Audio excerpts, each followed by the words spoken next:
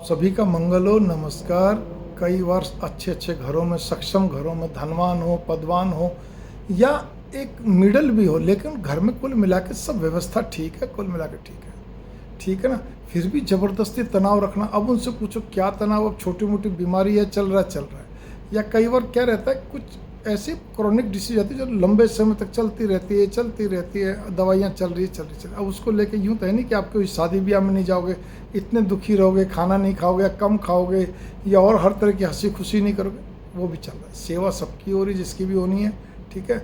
बच्चे पढ़ाई लिखाई में, कोई क्या कहते वैसे ठीक है भाई, कोई अपंग नहीं, कोई क्या कहते दिव्यांग जिसको बोलते नहीं है, कोई किसी प्रकार का कोई आवारा नहीं है, घर में कोई व्यक्ति दुष्ट अपंग आवारा कोई ऐसा कुछ भी नहीं है।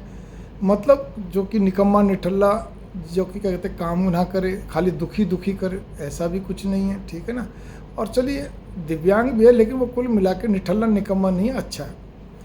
तीसरी चीज़ आपकी ये आती है, कुल मिलाकर कमाई कम हो, ज़्यादा हो, बहुत ज़्यादा हो, कहने का बहुत ज़्यादा मतलब धनवान पदवान हो, चलता है। लेकिन फिर हम तनाव क्यों रखते हैं? और तनाव का कारण पूछेंगे तो आपको वैसे तो स्त्री पुरुष दोनों होते, स्त्रियों को ज़्यादा हो जाता है स्वभाव से भी, कुछ वैसे भी। छोटी छोटी पता नहीं जी क्या करेंगे बच्चे, कैसे बनेंगे, कैसे निकलेंगे। भाई आपका बच्चा हर तरह से अच्छा है, वैसे इंटेलिजेंट है, पर इसके शरीर का तो ध्यान रखो। कई बच्चे बड़े स्वास्थ्य जी, कुछ खाता नहीं पीता नहीं, हम तो ऐसे नहीं होता, खाता पीता नहीं, बोलते नहीं। आप उसको टाइम टू टाइम कुछ ना कुछ दिए रखो, ज़बरदस्ती खिलाए पिलाए रखो, घुमा फिरा के जैसे भी हो। कुल मिला के जब तक आपके पास है, क्योंकि आजकल बच्चे स्कूल टाइम, अधिकांश बच्चे स्कूल टाइम तक तो आपके पास रहते हैं, उसके बाद लगभग प्रोफेशनल कॉलेज में चले गए या आपसे दूर चले गए, जो भी कुछ वगैरह वगैरह। ये आपको देखना है, हेल्थ की कॉस्ट पे ना कमाई चाहिए, इस चीज़ पे गौर कर लीजिए। दूसरी चीज़ ये है कि आपके दूसरी चीज़ जो बहुत कम, कभी कभी क्या रहता है, छोटी छोटी बातों पे, चलो पति पत्नी में छोटी मोटी, बहुत कम भी नहीं, वैसे प्यार है, स्नेह सब कुछ, कभी कभी कोई जिद्दी अड़ियल रवैया अपना लेता है, कोई कैसा कर लेता है, कोई कैसा कर लेता है, होता रहता है।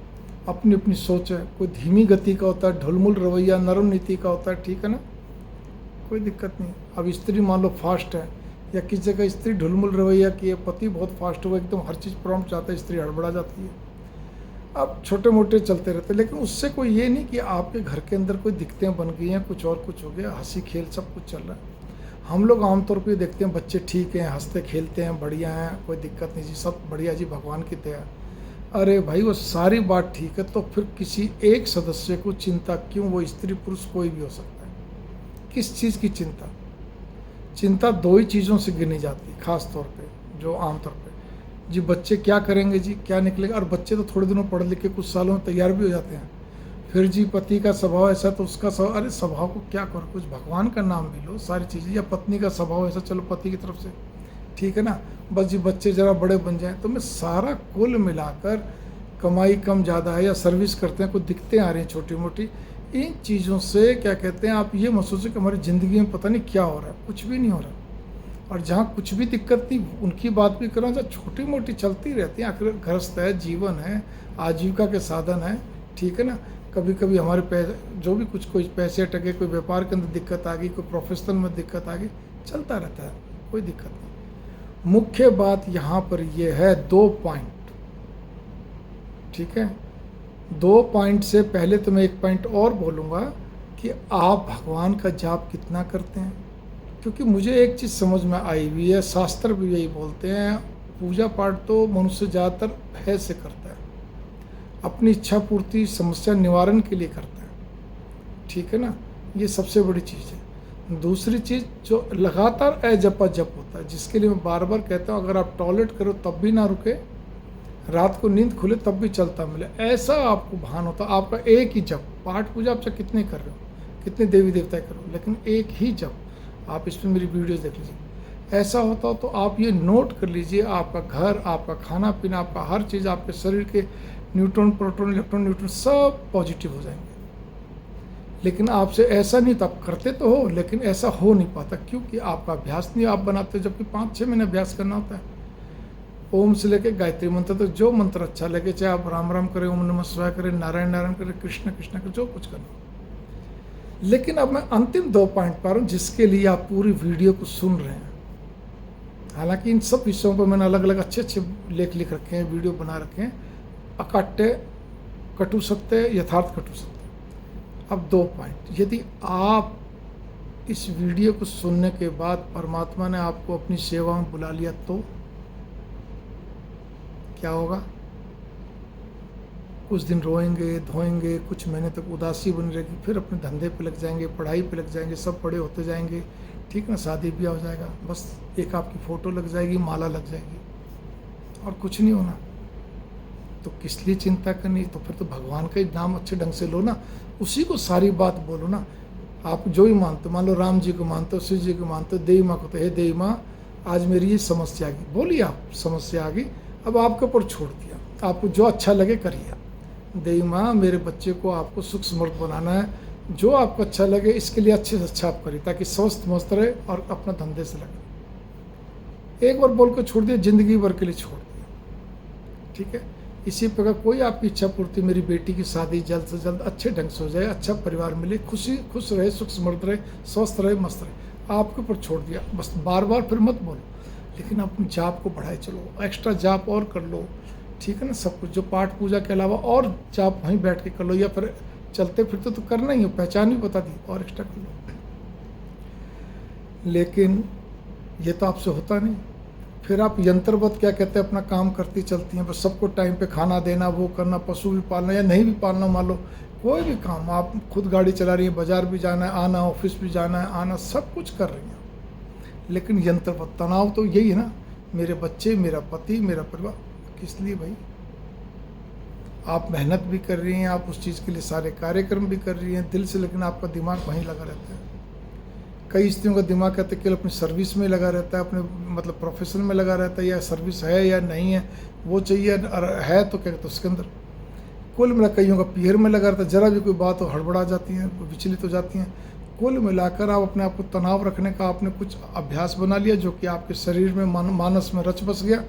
लेकिन भगवान का जाप आपसे सही ढंग से, जो मैं बता रहा हूँ, लगातार ऐचपाचप, जब हम किसी से नहीं बोल रहे, नहीं लिख रहे, नहीं मतलब कुछ बात करें, तो हमारा चलना चाहिए। वो जब रुकेगा जब बात करें, लिख रहे हैं, पढ़ रहे हैं, बोल रहे हैं। 5-6 महीने आपने एक जाप को लगातार करना शुरू कर दिया तो आपके अंदर बस जाएगा। पहचान बता दी, मेडिकल साइंस के नियम है, वो आपके अंदर बस जाता है, सेट हो जाता है। कैसे मालूम पड़ेगा? टॉयलेट में बैठेंगे तब भी नहीं रुकेगा, रात को नींद खुलेगी तब भी चलता। लेकिन अब एक पॉइंट पर और गौर करिए। वैसे तो स्त्री पुरुष दोनों के लिए पॉइंट है, पहला पॉइंट भी वो मैंने स्त्रियों पर ज़्यादा है कि स्त्रियाँ ज़्यादा चिंतातुर होती हैं, लेकिन अब जो अंतिम पॉइंट है कि पहले मैं स्त्रियों से कहूँगा कि आपने कभी नोट करा, इस बात को ध्यान दिया कि अगर परमात्मा ना करे कभी आपके पति देव चले गए तो तब क्या होगा? क्या आप खत्म हो जाओगे सारे के सारे? क्या धरती फट जाएगी? ऐसा कुछ नहीं होता। कई दिन तक रोते रहेंगे, मायूसी रहेगी, वही वाली बात है, फोटो लग जाएगी, माला चढ़ जाएगी, जोत बत्ती उसके आगे रोज करा करेंगे, पितर पूर्वज मान के, ठीक है ना, जैसा भी कुछ करिए आप। लेकिन हल क्या निकला? बच्चे तब भी पल रहे हैं। अगर आप सामर्थ्यवान है तो थोड़ा सा ढंग से पल जाएंगे, तब भी नहीं है तो थोड़ा सा जैसे तैसे भगवान सबको पालता है। लेकिन ये जो मैंने अंतिम पॉइंट बोला, इसका मेरा एक ही आशय है कि आपके पति का भी ये फर्ज बनता है कि वो अपनी पत्नी को बता, पत्नी का भी फर्ज बनता है उससे बार बार पूछे, भाई आपका जो भी लेन देन है वो कहाँ क्या है, मुझे आप बताए रखो, ताकि कभी भगवान ना करे अनहोनी हो। ये तो एक अवेयरनेस की बात है, सजगता की बात है, वो हमें क्या कहते हैं मालूम होना चाहिए। आप चाहे वैसे ना बताओ, लेकिन एक लिख के रखो, एक डायरी बना के रखो। कहते हैं कि ऐसा रजिस्टर जो कि मुझे मालूम पड़े कहाँ रखते हो आप, ठीक है ना। ऐसा नहीं है कि वो आपने ऐसी जगह रख दी, पेन ड्राइव वगैरह में, और चलो उसमें भी रखो, लेकिन एक अलग से भी रखो जिससे हमें मालूम पड़े, या उसकी 2-3 जगह उसको सेट करके रखो। अरे भाई समय का कुछ भरोसा नहीं, आप इस बात पे गौर करिए। पति को वैसे चाहिए कि ऑलरेडी क्या कहते हैं सबको क्या कहते हैं वो बताए रखे, उनको बताए भाई जब भी मैं अगर कोई ऐसी अनहोनी हो जाए तो आप ये ध्यान रखो। बस इतना ही होता है। वो बार बार फिर तो उसको बस भाई ये इसको देना ही लेना, ये भी पता है कि अगर मैं चला गया तो जिसको देना उसको देना है। तुम्हारे पास इतना सब कुछ है तो जिसको देनदारी है उसको देनदारी जरूर देना, नहीं तो मेरी आत्मा दुखेगी।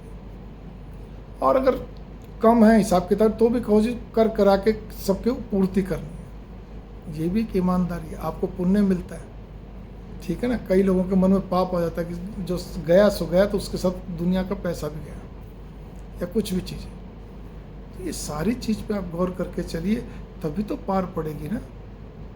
आपको तनाव रखना है तो कम से कम ये तो रखिए कि मेरा पति कहाँ क्या कर रहा है वो बताए ना बताए, लेकिन जो देनदारी और लेनदारी है, चल अचल संपत्ति का क्या हिसाब किताब ब्यौरा, उतना तो हमें मालूम होना चाहिए। पति का भी दायित्व भी होता है। तो बस इस चीज़ को लेके मैं कह रहा हूँ, बहुत गंभीरता से विचार विमर्श नहीं करना, मनन चिंतन नहीं करना, बल्कि एक बार मनन चिंतन करिए और इस कार्य को पूरा करिए।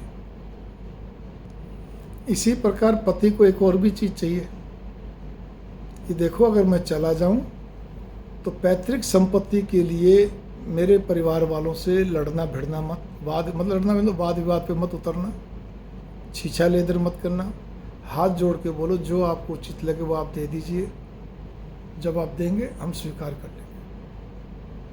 अगर आपको पैसे की नीड है, चीज़ की ज़रूरत है, तो आप बोल सकते हो जी हमारे को ज़रूरत है, आप बदले में कुछ दे, जो पैसे दें मतलब कैश दें, जो भी कुछ है वो अच्छी बात है, या जैसा भी कुछ है। हालांकि मेरी इस बात पे, इस पॉइंट पे कई लोग सहमत हों ना हों, लेकिन हकीकत ये कि वाद विवाद में क्यों पड़ना। भगवान के ऊपर भी कुछ छोड़ दीजिए। आप अभी तक भी आपका काम बिना उस पैतृक संपत्ति के चल रहा था, खाली नाम था जी हमारे पास मेरे पिता दादा इलाई ज़मीन है, ठीक है ना, या और पूर्वजों की ज़मीन है 400 साल से, 300 साल, 100 साल से, 100 साल से तो मान ही लो, या 50 साल से मान लो, कोई बात नहीं, दादा इलाई बोल लो, लेकिन लड़ना भिड़ना नहीं। क्योंकि मालूम है आपको भी, जब घर का पुरुष चला जाता तो कई बार परिवार वालों की आंखें फिर जाती हैं, बहुत ज़्यादा खुदगर्जी, स्वार्थ, लोभ, ऐसे क्या कहते हैं भाव और ज़्यादा उभर के आते हैं। आपके जीते जी भी आते हैं। जो आपका क्या कहते हैं सगे भाई भतीजे होते हैं, उन्हीं के अंदर ही पाप इतना समा जाता है कि वो क्या कहते हैं 10 गज ज़मीन देने के नाम पे रोना पीटना शुरू कर देते हैं। आप सोचिए जरा इस बात को लेकर, ठीक है ना। मैंने यहाँ पे एक भाव रखे हैं, ये अंतिम पॉइंट पे ध्यान देना, जो पैतृक संपत्ति वाला बहुत ज़रूरी होता है। क्योंकि अगर बच्चे लड़ेंगे भिड़ेंगे तो इसी में उनकी ज़िंदगी निकल जाएगी। कई बार इसके अंदर बहुत सारी घटनाएं बन जाती हैं, दुर्घटनाएं हो जाती हैं। तो इसलिए बच्चों को बोलो बेटा अपनी मेहनत से कमाओ खाओ, भगवान पर विश्वास रखो, ठीक है ना, आस्था रखते हुए बस हर बार हाथ जोड़े रखो। ठीक है, कोई सर्टेन कोई बात ऐसी हो तो वो आप मिलजुल के पंचायत करके अपना कर लो, नहीं हो तो अपना चुप लगा के चलो, लेकिन उसमें बहुत दिमाग मत लगाओ, ठीक है। मंगल कामनाएं, नमस्कार।